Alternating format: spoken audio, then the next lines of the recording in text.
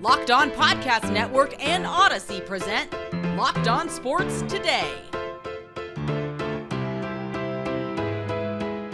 Lightning strikes at Madison Square Garden in Game 5. The Warriors' backs aren't quite against the wall yet, but they're getting dangerously close, down 2-1 to the Celtics. And is college basketball more compelling than the pros? I'm Peter Bukowski, starting your day with the can't-miss stories and biggest debates in sports.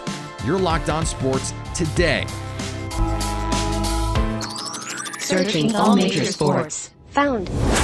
Let's start with the biggest story.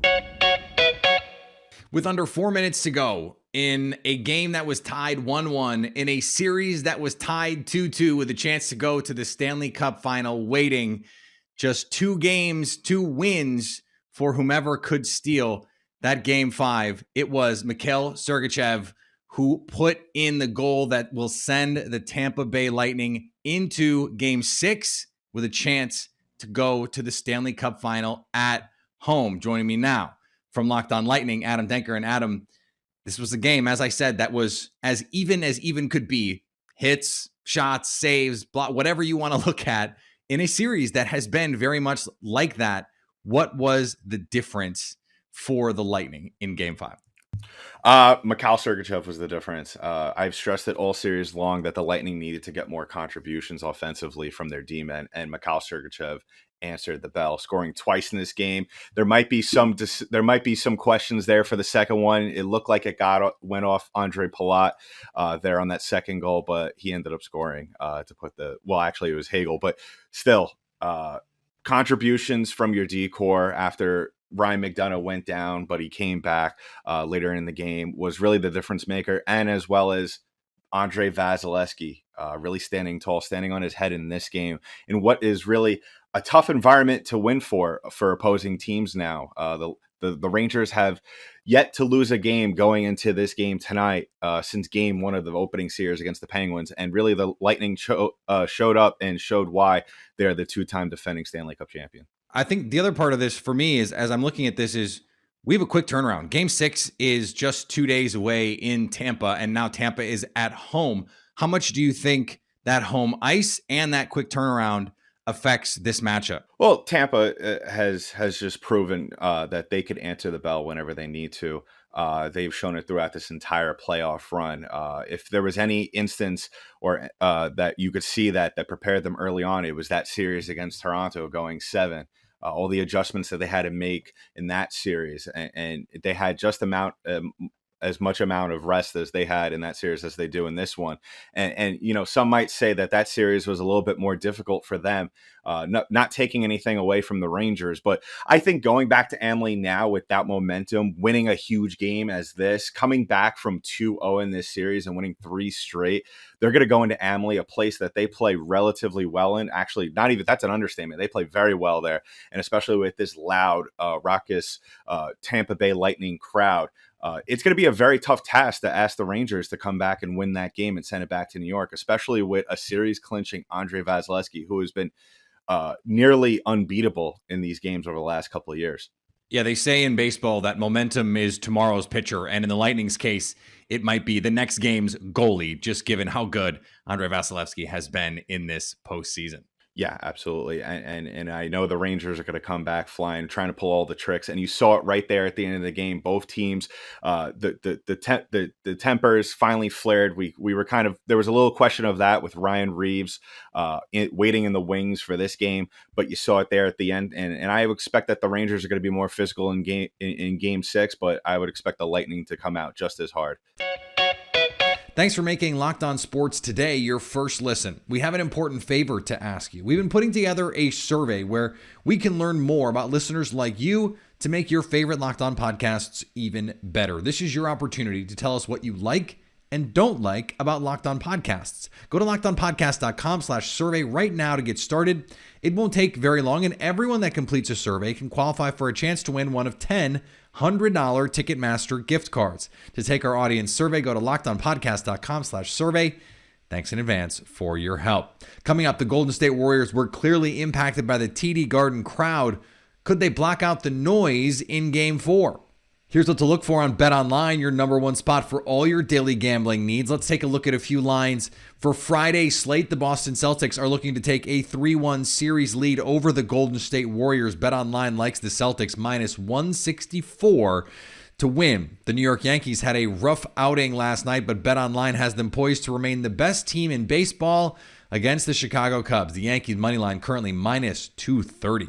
And the Philadelphia Phillies are on a 7-game winning streak, now just 1 game below 500. BetOnline has the Phillies minus 120 favorites to beat the Diamondbacks and achieve 500 status. BetOnline, where the game starts. The Oklahoma Sooners continue their reign of dominance over the college softball world. The Sooners swept the Texas Longhorns 2-0 with a 16-1 victory on Wednesday and a 10-5 win on Thursday. The Oklahoma Sooners finished the season with 59 wins to just 3 losses and back-to-back college softball World Series champions. LeBron James became a billionaire this week. In addition to his I Promise school and his new Akron medical facility, LeBron has said that when he retires from the NBA, he plans on owning an NBA team.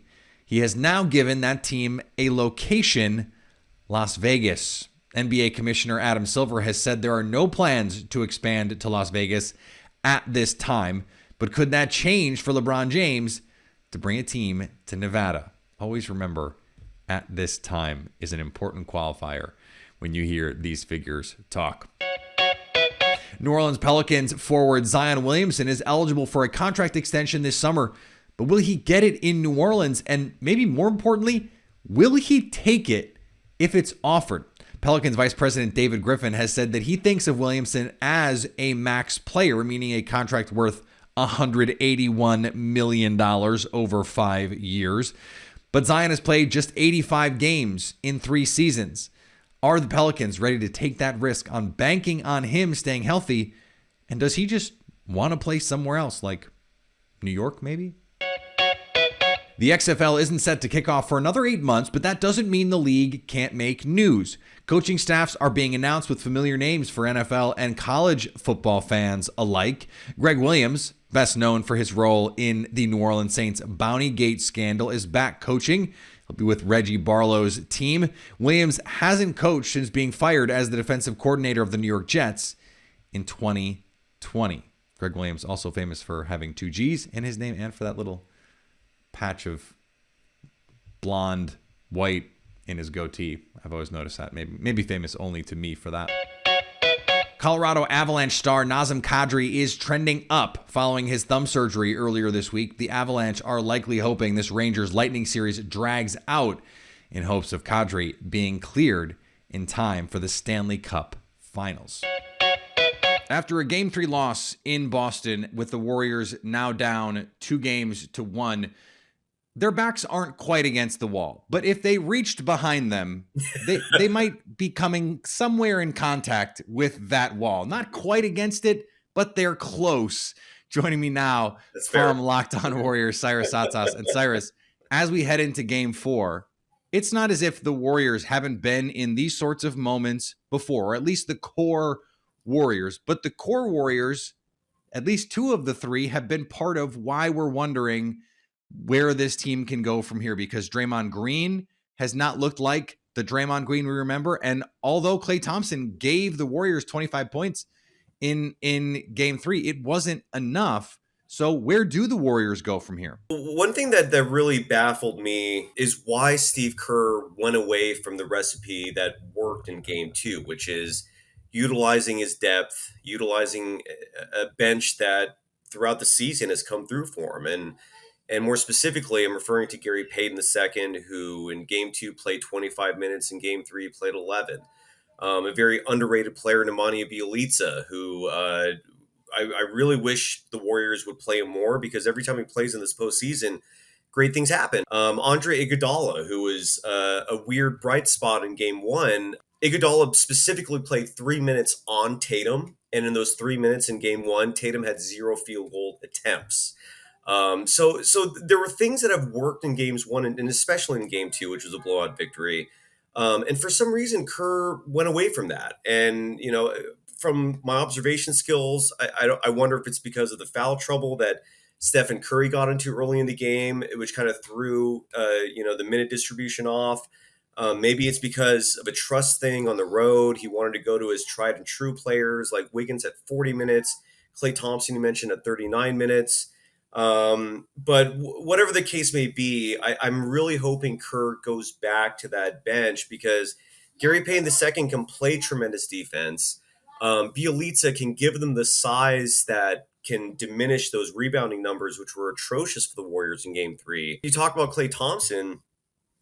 He had a good offensive outing in Game 3, but defensively, that's where he hasn't really regained his old form. And especially against Jaylen, like Jaylen Brown is eating him up for breakfast, lunch, and dinner. The Warriors' suffocating defense in Game 2 was the reason for their success.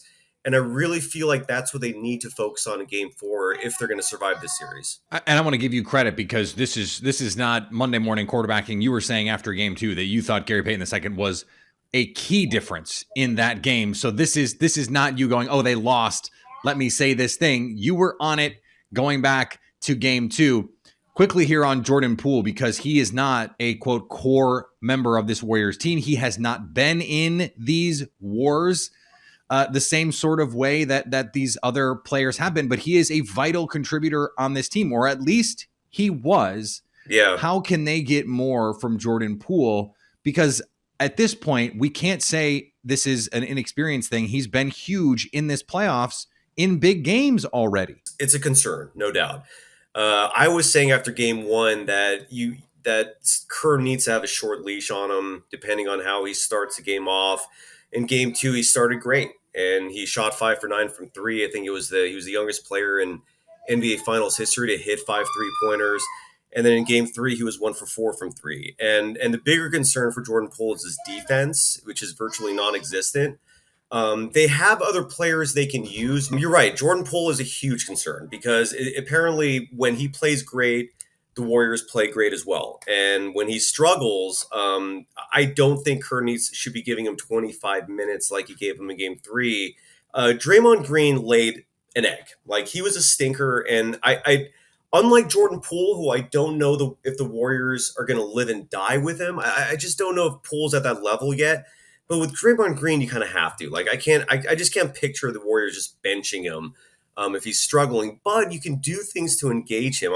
In Game 2, for example, the Warriors ran the pick and roll a lot, and it worked tremendously, especially with Stephen Curry. But Stephen Curry's favorite pick and roll partners are Draymond Green and Klay Thompson. And for some reason in Game 3, they didn't go to that. And I don't understand why. The Draymond Green thing is a much bigger concern to me just because he's playing horribly. I mean, there's just no way around that. He has as many points as fouls. The team, incredibly, is playing better defense when he's off the floor in this series based on defensive ratings. So in regards to Jordan Poole, if he struggles, I'm an advocate for pulling him if he's not playing great and giving those minutes either to Moody, to Gary Payton II. The Warriors have the reserves. And for some reason in Game 3, Kerr did not tap into it. And it remains to be seen if he's going to do that in Game 4. Coming up, why one of our hosts is just not impressed with the NBA Finals or pro basketball in general. Don't you love a chewy, chocolatey brownie? What about a caramel brownie with that swirl right in there? What if I told you you can have all of that chewy, chocolatey goodness with 17 grams of protein? You can. Caramel brownie bars are back at Built.com right now, and you're going to have to act fast. These are fan favorites. Forget about dessert. These are better than dessert and way better for you. Just 130 calories with 17 grams of protein and only 4 grams of sugar. These things are covered in 100% real chocolate, and they taste amazing, like everything that Built Bar does. Go to Built.com and use promo code LOCKED15 to get 15% off your order. That's promo code LOCKED15 for 15% off at Built.com.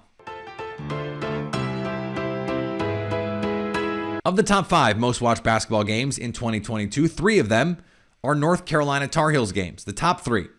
Coming in 4th and 5th are the 2nd and 3rd games of the NBA Finals. That Game 7 one-game format might be intriguing, but it's still not doing college basketball numbers. Why is this? Well, I'm going to put my cards on the table and say definitively the college basketball game is more compelling than the NBA game. And I know there's people listening out there that wholeheartedly disagree with me, and that's fine. But I'm saying that, and I believe it, and I back it up. Sure, the NBA is infinitely more talented, right? Like, I am not refuting that by any stretch of the imagination. Literally, any given year, the worst NBA team would demolish, wipe the floor with the best team in college basketball. Like, unequivocally, that's a thing. But college basketball is just more interesting. The stories of these college basketball players, of these teams, of these coaches overcoming things, it just draws eyes and ears in a way that the NBA often doesn't. The team camaraderie, the way teams rally together, the way a team you've literally never heard of till Selection Sunday, if you're just Johnny Q basketball fan, can come out of nowhere and turn into this crazy entity. Now, I don't take Isaac to mean that the Tar Heels are more popular than the NBA, but college basketball, more popular, perhaps more thrilling. Certainly the format plays a big role here. The one and done nature of March Madness. Everyone fills out a bracket. Everyone is in a March Madness pool, and it makes it easy to root for a team that you've never seen play basketball before. We know what Cinderella stories look like. You didn't have to know where Florida Gulf Coast University was to enjoy Dunk City.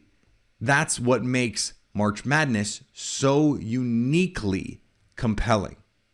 But if we're talking about basketball, it's such a better product in the pro game. And I would argue the pro game is more compelling from a drama standpoint, strictly because we know these players better. We have more history, more shared history, not just with the players, but with the teams. And you can remember every player that was on the court when Ray Allen hit that shot in the corner against the San Antonio Spurs in the finals. You remember every player that was on the court when Kyrie Irving hit the three that helped beat the 73-win Warriors, because we had history with that team to that point, and we've had more history since then. In college, it's not the same. A lot of these players are one and done. Can you name more than one or two players on the court when Villanova won the national title in breathtaking fashion on a buzzer beater? I can't. Not off the top of my head. Certainly if I looked at the roster, I'd go, oh yeah, that guy was on this team, that guy, that guy, that guy. And hardcore college basketball fans could. But we don't have the same sort of connection to those players the way that we do NBA players. So not only is the product better, but the stars make it a more compelling product. Now, is any game as exciting as March Madness? I think we could argue maybe not, but I'd also argue that a lot of what makes March Madness so compelling is bad basketball. It's missing free throws. It's not knowing time and score. It's the possession arrow. And I can't get on board with that. I'm sorry, Isaac. You're my guy, but you're wrong. And finally, there's pitching around hitters, and then there's what happened on Thursday in the White Sox-Dodgers game. Manager Tony La Russa did something I'm not sure I've ever seen. He called for an intentional walk on a hitter who already had 2 strikes. In the 6th inning, while the Dodgers had a 7-5 lead, Trey Turner had a 1-2 count, 1 ball and 2 strikes against him when La Russa made the call to walk Turner to face Max Muncy. Remember, this is not the days where you would pitch around and nibble on the edges, and if you walked him, fine. This is an intentional walk. Muncy, because the baseball gods are just and merciful, then hit a 3-run shot to make the game 10-5, and the White Sox ultimately lost 11-9. Could have used those 3 runs back. This was Tony La Russa's worst decision as a manager since he complained about his own players running up the score and bat flipping just last season. Thanks for making Locked On Sports Today your first listen. Now go make your second listen, Locked On NBA. From the first jump ball of the play-in tournament to the last possession of the finals, Locked On experts take you deep inside the playoffs with insight and analysis affecting all 30 teams. It's free and available wherever you get podcasts. Coming up Monday, just how deep will the NBA Finals series between the Celtics and Golden State Warriors go? So at least until Monday, stay locked on sports today. Locked On Podcast Network and Odyssey present Locked On Sports Today.